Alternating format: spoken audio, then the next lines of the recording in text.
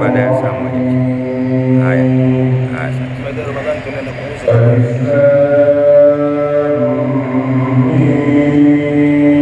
Ni kweli.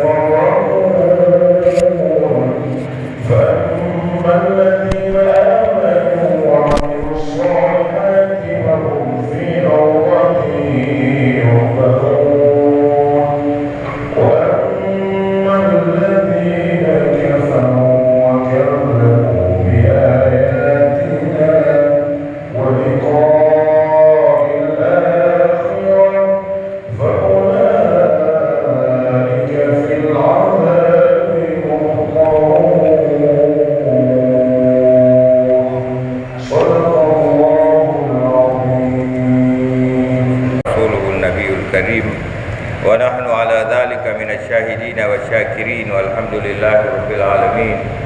إن أحسن الحديث كتاب الله وخير الهدي هدي نبينا محمد صلى الله عليه وسلم وشر الأمور محدثاتها وكل محدثة بدعة وكل بدعة ضلالة وكل ضلالة في النار ونعوذ بالله.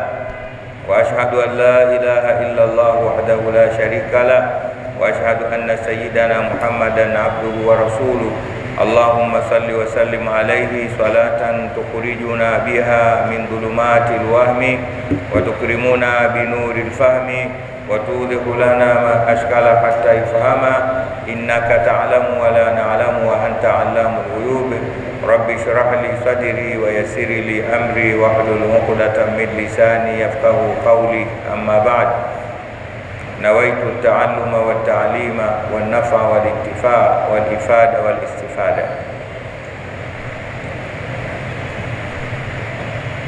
Tunaendelea na darasa yetu. Darasa ya jana na ya juzi nikiondoka huwa napata malalamiko sisikiki vizuri. Kuna baadhi ya watu wanaambia darasa nzuri, lakini sisi tunapokaa hatusikii vizuri. Sasa ningewaomba, kwa sababu kuna mambo mengine ni ya kiufundi sana. Mimi nadhani ukisogea mbele huku utasikia vizuri, ukikaa huko nyuma inawezekana usisikie vizuri. Miongoni mwa vitu vinavyoongeza kusikia ni kumuona yule anayesema. Mvumo wa sauti unaweza ukapishana na mawimbi, lakini ukiangalia mdomo wake unavyomunyamunya unaweza ukaelewa anachosema. Lakini si hicho tu, hata katika kanuni za darasa, miongoni mwa sunna za darasa ni kukaa karibu na anayesomesha, na hiyo ni sunna iliyothibiti isiyo na wasiwasi. Anayetufundisha mkao huo ni Jibril alayhi salam.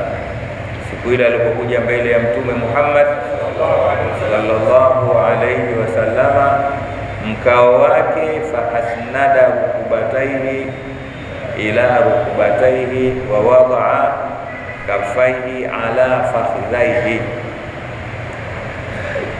faqala ya Muhammad akhbirni anil iman ila akhir alhadith.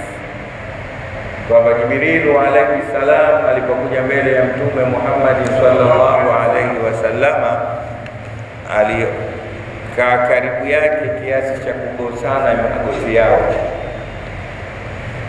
rukbatan rukbatan, magoti kwa magoti, kisha akaweka mikono yake katika mapaja ya Mtume sallallahu alaihi wasallam. Hii ni ushuhuda kwamba unatakiwa usiwe mbali na nani? Na mwalimu wakati ukikaa darasani.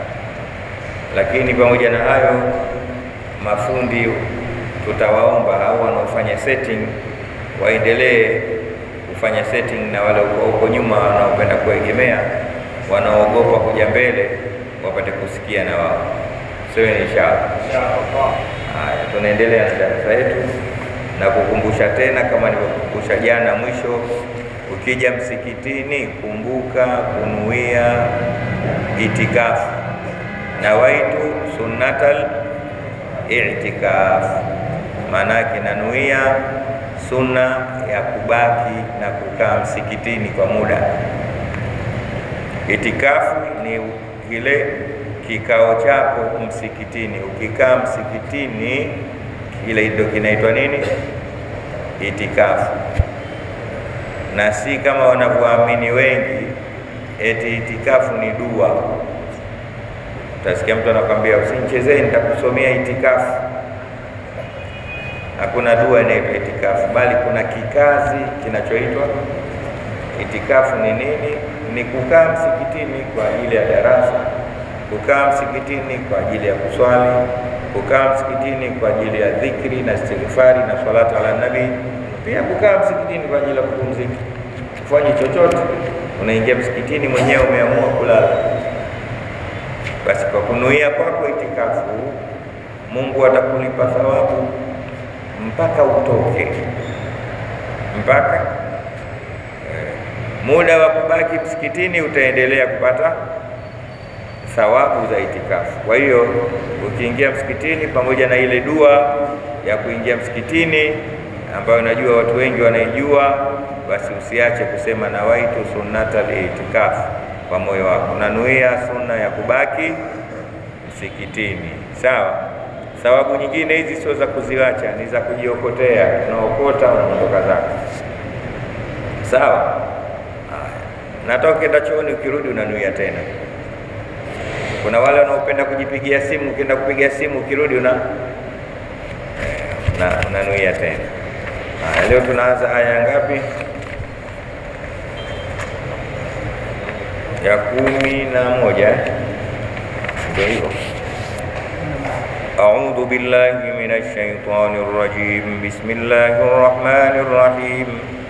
Allahu yabda'ul khalqa thumma yu'iduhu thumma ilayhi turja'un. Wa yawma taqumu as-sa'atu yublisul mujrimun wa lam yakul lahum min shurakaihim shufa'a wa kanu bi shurakaihim kafirin. Wa yawma taqumu as-sa'atu yawma idhin yatafarraqun.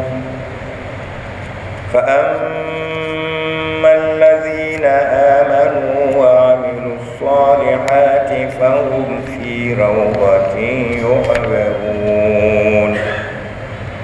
وأما الذين كفروا وكذبوا بآياتنا ولقاء الآخرة فأولئك في العذاب muhtarun. Ndio Allahumma ij'alil Qur'ana rabi'a qulubina wa shifaa'a sudurina wa zahaba ahzanina wa kafaratan lisayyi'atina wa nawwir Allahumma bihi basairana wa absarana ya rabbal alamin waj'alhu hujjatan lana wa la hujjatan alaina. Allahu yabda'u al-khalqa thumma yu'iduhu. Tulisema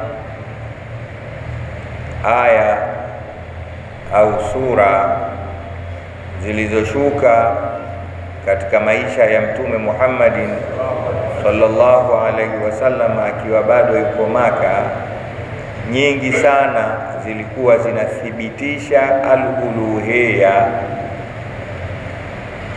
zinathibitisha uungu,